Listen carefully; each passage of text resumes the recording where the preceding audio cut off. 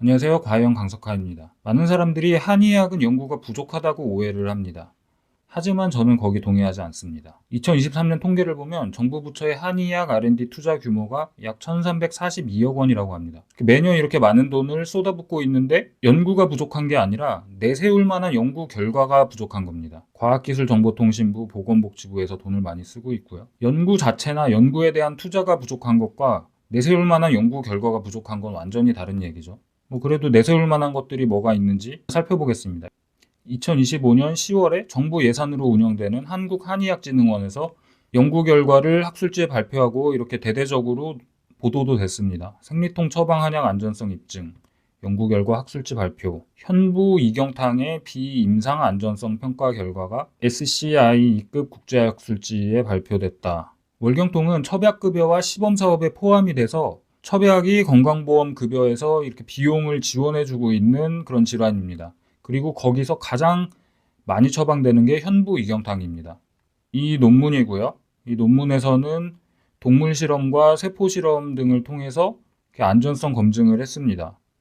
예전 같았으면은 제가 이거를 하나하나 들여다보면서 어떤 약점이 있는지 뭘 사기친 건 없는지 자세히 살펴봤을 텐데 이제는 AI 친구들이 있어서 챗GPT와 제미나이에 넣고서 물어봤습니다. 이 파일을 주고 이 연구 결과를 보면 현부 이경탕은 충분히 안전한가? 이 논문만 놓고 말하면 급성 독성과 표준 유전 독성에서 특별한 신호가 없다까지는 말할 수 있지만 임상에서 반복 복용해도 충분히 안전하다.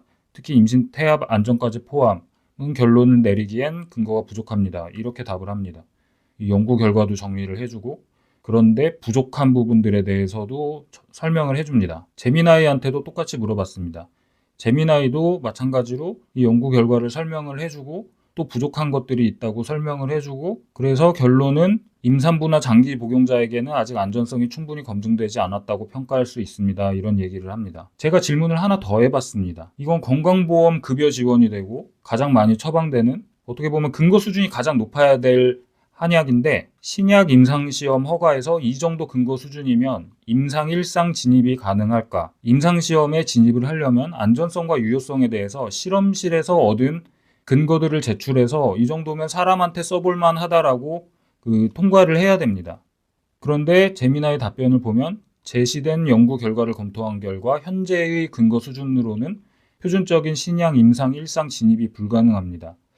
이 정도까지 연구를 했는데 임상시험 진입조차 못하는 수준이라고 합니다.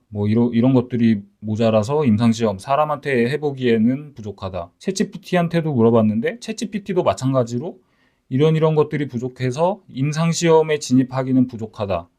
참 이상하죠. 우리나라가 한의학 연구비도 많이 쓰고 이렇게 언론에 대대적으로 홍보할 정도의 근거를 발표를 했는데도 챗GPT와 제미나이는 이 정도 수준으로는 신약이라면 사람한테 테스트해보기 위한 기본적인 허가도 안 난다 이렇게 얘기를 합니다. 참 이상하고 한심해서 여기까지만 알아보겠습니다. 시청해주셔서 감사합니다.